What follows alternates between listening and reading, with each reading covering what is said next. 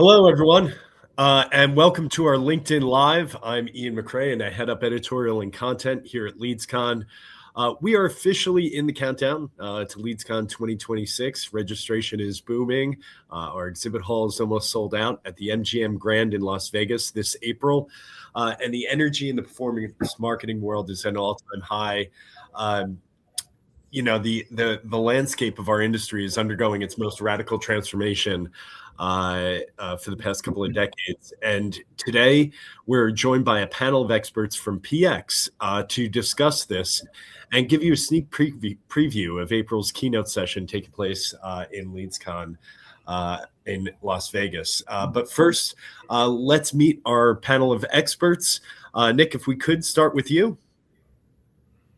Hi, I'm Nick Kurjak, GM of Education and Health here at PX.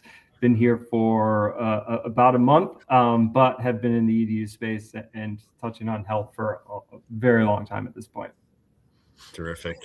And Bastian, many people knew you from when you were under a different shingle at DeBella, but can you tell us a little bit about yourself and your role over at PX? Yeah, so I'm just a guy in the lead gen space trying to figure things out. Nobody's going to believe that.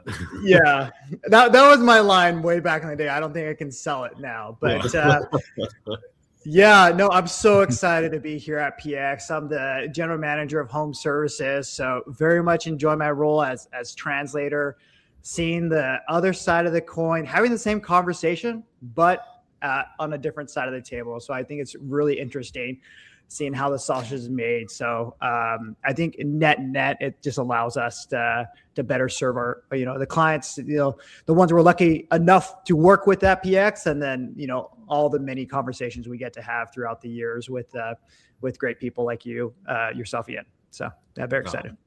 Well, no, we're so excited to have both Nick and Bastian over at PX. I think it's a great situation for everybody involved. Mostly, of course, our host for April's keynote panel discussion, Bas.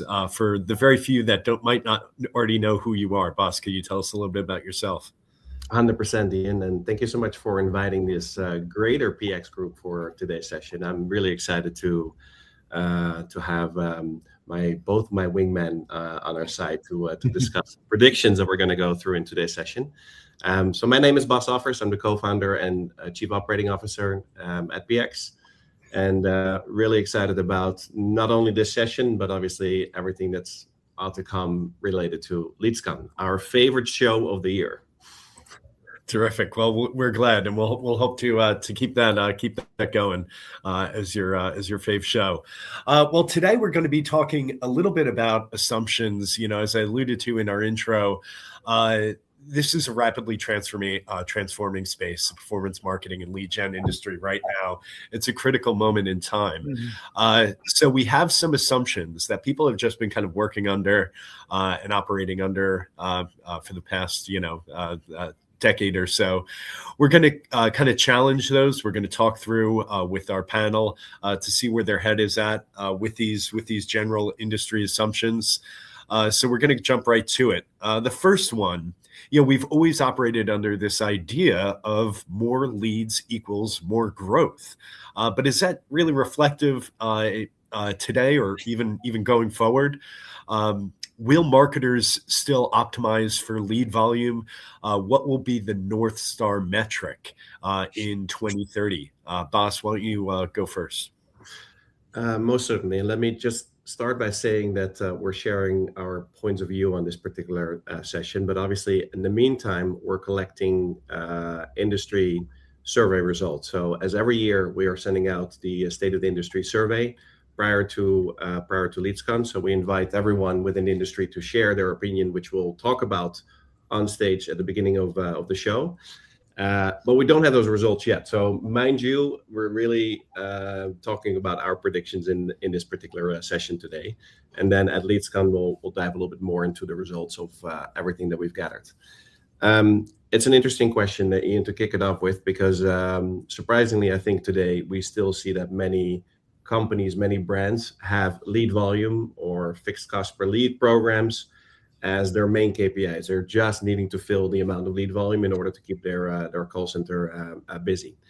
I think we've seen a shift throughout the last couple of years, where throughout the state of the industry findings, we've seen that shift from lead volume 5-6 years ago to much more, I would say, quality KPI metrics. And think about return of investment, think about the customer lifetime value, think about everything that's related really in terms of generating the right customer. And I think that trend will continue in the next 5 years. So we look ahead to 2030 or even after that, I think those quality metrics will be as important as they are today, and probably more important because of all the tools that will be available at that point. I think there's going to be a lot of change if you think about how a lead is going through a sales funnel today, where if we think very simplistically, where a lead becomes a MQL, marketing qualified lead, goes to a SQL, sales qualified lead, I think that whole funnel might change pretty drastically. And obviously AI is going to play a really large part in that within the qualification process, but really pushing, I think, the consumer through the funnel with more automation. We've seen already a little bit of a shift of brands putting more of an e-commerce play to the front. And we've seen that both in home services, we've seen that in mortgage, we've seen that in health. But I think the trend will be super important in terms of like really having that consumer being pulled through the funnel. And maybe there's going to be a completely new metric that companies are optimizing towards too. Maybe it's going to be an AI qualified lead versus a sales or marketing qualified lead, which I think will be really interesting to think about. But yes, those quality metrics, we think those will continue, and maybe a lead, the definition of a lead, will just completely change, and maybe it's going to be much more towards a qualified lead than what we're used to today. Yeah, that's true. One of the things that I love about bringing Nick and Bastian into the fold over at PX is how much deeper your vertical market expertise goes, especially in particular to home services, healthcare, and EDU. Bastian, if we could start with you on the home services front, how will different industries, how will home services really evolve come 2030? What will change and what's going to stay the same? Some industries are more traditional, some less so. So what do you think? What is the adoption rate, and what's really going to happen in the home services space? Yeah, great question, Ian. So the only constant we know is change, right? We do things very differently all the time. So I think that is absolutely going to happen. There's going to be different ways we operate. I think it's really interesting in home services, and there's a big talk of AI and all this. And I think oftentimes as lead generators, CMOs, directors, all people making decisions, we often forget that we used to sit in the seat of a consumer at one point. And so we're making these assumptions. I think what's really interesting right now in home services with the use of AI is this commoditization of information, which historically in home services has always been in favor of the contractor, right? Like they know how, like if you're going out there for a roof, like the contractor has all the information. And so there's like this power balance where it's like, it's like the information is held with the contractor, and then, it's kind of like there's uncertainty and, issues and questions that the consumer has. And, through AI and agentic search and all this, kind of like changing landscape, a lot of that is shifting. And so we're seeing the consumer, they're saying, coming in the home and you're, pitching an appointment, and they're asking, what's your cost per square, which is, for those in roofing, if you don't know, that's the measurement of how many shingles go on your roof, right? So they're asking these questions before we get to the appointment, or at the appointment. We're like, oh, okay. So there needs to be a shift. So I think the number one is just, there's going to be a commoditization of information. So it's like understanding that consumer is going through a different journey, and they're asking themselves these questions about cost and usage and reviews and all that. And so it's going to be interesting how home services companies change and adapt their messaging and then their marketing strategy for that.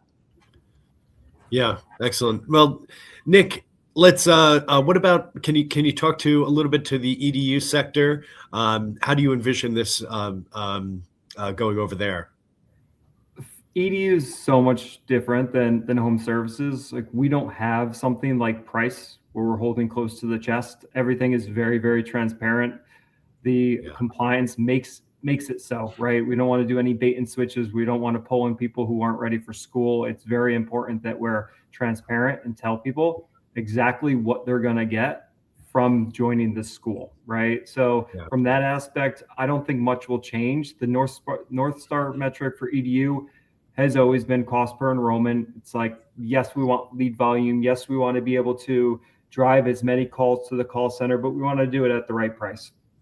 Right. Yeah. But what is changing is kind of how we get there. EDU has always been very traditional, but even the most traditional marketing teams understand the importance of aligning with AI, right? Building there. I know a lot of schools who are currently either building AI teams in-house that are building out those AI processes or aligning with the right tools to make sure that their marketing team is running as efficiently and maybe without too many resources as possible, right? So their media buying is being optimized better. Their creatives are being created more quickly and in mass. Their content is being generated more quickly and at higher scale. Calls being answered more frequently and efficiently.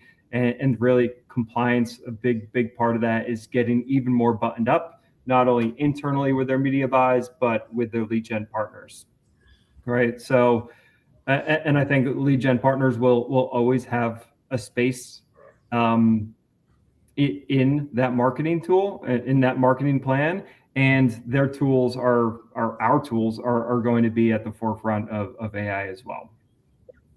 Yeah. Well, let's switch it up and take a look at our next assumption. The second assumption is something that's always been true. Search and social will always be the primary signals of intent. So with that said, what would the media mix look like come 2030? Bastian, if we could start with you.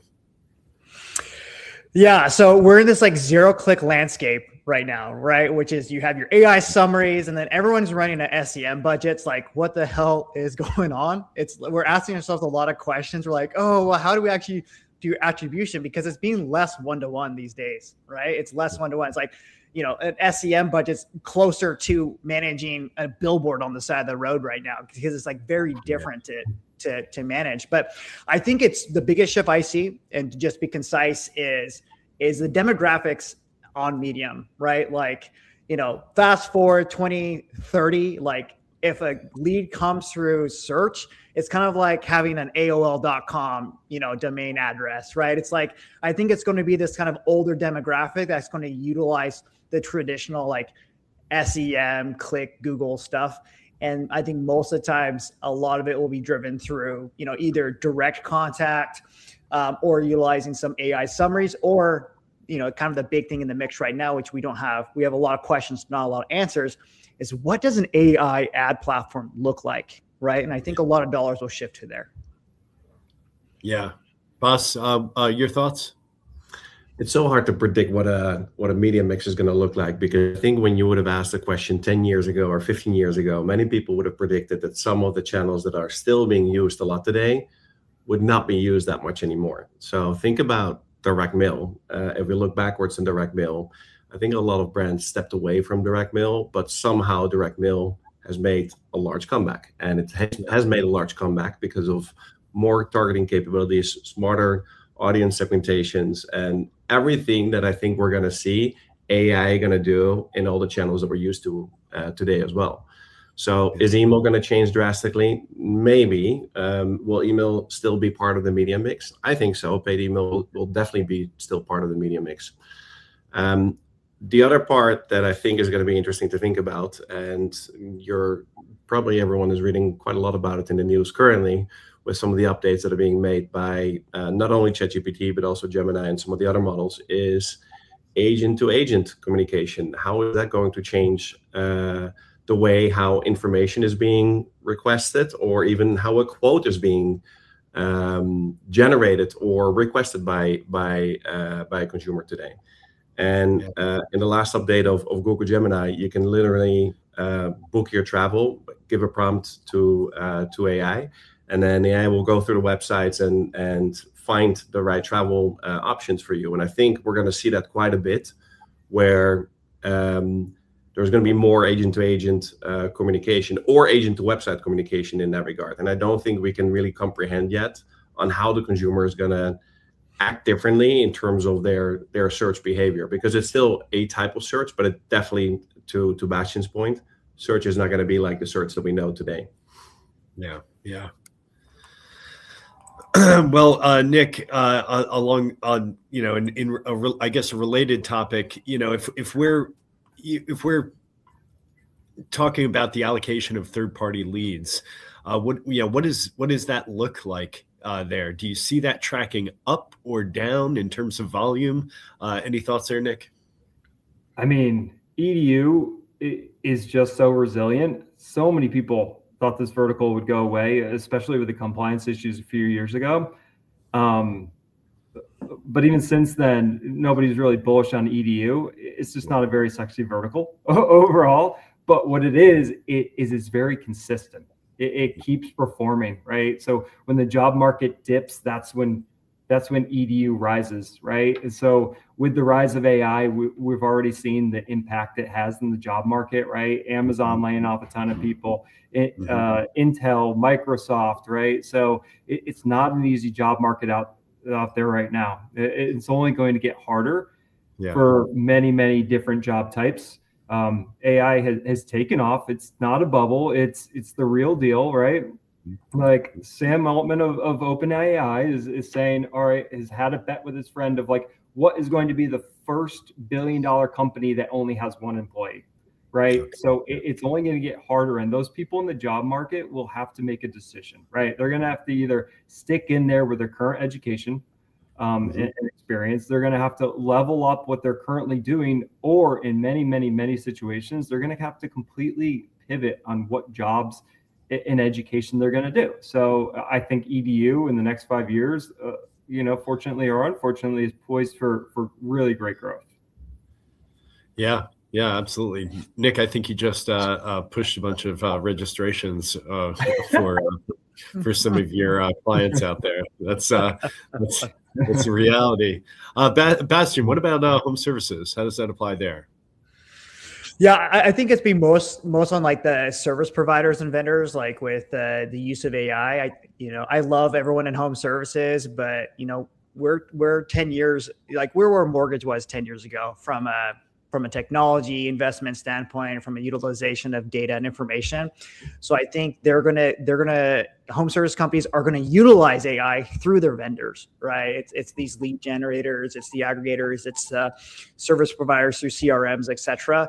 Home service company is really great at doing what they do, right? And they're being forced to have like core competencies and stuff that they're not involved. Like they don't want to be, like they don't want a call center, they don't want to run marketing. Like they did Windows because they love installing Windows. They know that product, and they did flooring because the same thing, right? So we're asking a lot for them to be like experts at, and then we expect them we're hold their feet to the fire a little bit when it's like, hey, well, your contract rate dropped. I'm like, dude, I just got this dialer system. I don't know what to do here. So I think a lot of the impact with AI is going to be kind of like pushed down onto them in a good way from, their partners in the space. And then obviously, they'll catch up. But I think there's very few companies in the space I'm seeing today that are proactively approaching AI in a way that I think is new and innovative. Yeah, I think they're definitely looking to their technology partners and service partners to fill that gap and help educate them on these AI initiatives. So that's great. Thanks there. Now we're going to move on to our third assumption. AI will be deeply embedded in day-to-day lead generation. So will AI just do operational tasks, I guess, or make decisions on behalf of humans? So like along the lines of like budget allocation or optimizing bids or pausing traffic, that stuff. Boss, why don't we start with you? Sure. A topic close to my heart and my interest, obviously. So I'd say, first of all, yes and yes to both of your questions. Will it be implemented on the operational side? Yes. Will it be implemented in the decision-making process? Yes. And I think we're starting to see that quite a bit already. Obviously, at PX, we strongly believe in automating as many processes with the acquisition of a lead and the acquisition of generating ultimately a new customer. So we've been focused on that since day one, since we launched the company in 2010, to really focus on automation. And I think with all the new tools becoming available, this is going to get easier and easier for a marketeer to automate that process. And I think historically, it's freaking hard to buy a lead or generate a lead, for that matter, buy a brand, and to work with third-party publishers or affiliates. And the result of that is that you've seen that many brands only work with 3, 4, maybe 5 different companies because it's just hard to manage it effectively. We think that there's going to be more capabilities that make that whole process easier, that basically understand how to acquire a lead, and then also involve the decisioning process. And at PX, obviously, we're very focused on that. We're implementing new data layers and new decisioning tools within the platform in order to do that. But I think as a whole industry, we're focusing on that to ease that from a technology point of view. And yes, budget management, I think, can be heavily optimized based on capabilities and availability on the demand side, and shifting the next dollar to where that dollar is actually spent the most efficient. Lead pricing, in the way how leads are being acquired and what the price of that lead is, I think is going to go to a whole different dynamic model. We like to talk a lot about dynamic cost per lead models, where there is not one fixed cost per lead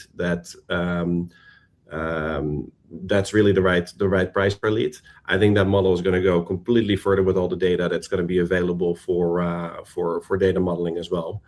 And then if you think about, indeed, contact strategies are also being automated, and we already see that with quite a lot of AI agents being deployed by clients, where the first touches or later touches are being automated through texting or calling with AI agents, which at this point of time, it's very hard to actually hear if it's a real person or if an AI agent. So I think within all the steps that we're thinking about how a lead is being acquired today and how that lead is being followed up, we're going to see massive disruption in order to make that easier for a marketeer and to basically acquire a customer versus acquiring a lead. I think that's going to be the shift that we're going to see. I like that. Yeah, that's a great way of looking at this, and yeah, potentially that path to the future, not acquiring leads, acquiring the customer. Love that. Nick, what about, how is this going to play out in different industries? So who are really the winners? If we're thinking of brands, consumers, schools, students, patients, healthcare brands, lead generators, who's winning? Well, for health, I think, and specifically Medicare, I think the consumer wins big time. They'll get a much better process for understanding what's available to them, more research at the tip of their fingers, right? The government and compliance are continuously going to restrict the space to really protect them, and make sure that the user experience is good for them. So it's going to be harder and harder to get in front of seniors, and for brands, competition is always going to increase. For EDU, I can't say that anyone wins. It's going to be a grind, right? Consumers are going to have a better user experience where they're going to have all this information. And, if people aren't doing this already, they're going to just go to their AI agent and say, all right, what school should I go to based off of everything you know about me, right? Or even more so, based off of everything you know about me, which degree should I take? Where should I go? Where am I going to make the most money in 5 years, right? So that's good. But the consumer, because of AI's impact on their jobs, is going to have to look for more jobs, is going to have to up their education, right? And schools are going to benefit from this. More students, more money, but they're also going to have to, change and shift everything that they're doing, right? The big for-profit universities are meant to evolve with this type of thing. But certain schools that were their moneymaker, or degrees that were their moneymaker before, are going to shift completely to a different direction. So they're going to have to spend a lot of money in figuring that out. And then the for-profit career and technical schools can grow and grow and grow, but only as fast as the seats in their actual rooms are going to allow them to do. So, yeah. And on the lead gen side, we're going to grind like we've always grinded, right? Like we're entrepreneurs. we're going to make our money. We're going to be controlling the space as much as we can. So it's never going to be easy for us. That's right. That's right. From the consent rule to AI. I mean, everything but nothing disrupts lead generation. It's a resilient bunch. So, Bastian, if we could give you the last word, what about the home services perspective? What's going on there? Oh, consumers absolutely going to win here, right? This is a big win for the consumer. People are prioritizing working with companies who work the way that they want to work. And so really the decision, home service companies need to be asking themselves, like, are we willing to adapt? Because I think that's the opportunity here for them, right? Is adapting to what the customer wants. And if the customer's not going to get what they want, then they're going to move on to something else. What I said earlier with the commoditization, it's going to, this is where the brand plays really come in. This is where having great reviews. And, I saw a question asking, if with AI becoming prevalent, like what type of content, no affiliation here whatsoever. Just a cool book I read recently, opinion from Bastian, is Marcus Sheridan wrote a book called They Ask You Answer. Highly recommend it. But it's talking about kind of these big 5 talking points that absolutely need to be answered, right? Price, comparisons, etc. Consumers looking for the information, and you have to ask yourself at the end of the day, like, if you're not answering it for them, who will? Yeah. That's true. We do have a couple of questions. I don't know if we're going to be able to get to many of these. We're running a little bit long, but I'm just going to choose one. As AI becomes more prevalent, what types of website content? I just said I tried to answer that one. Yeah. So yeah. There you go. You already did. Yeah. Read that book. Bridget, read that book. It's an awesome book. Yeah. There you go. Here's one from our good friend Penny. Do you believe the buyers are going to outpace publishers in the race to AI? Anybody want to take that?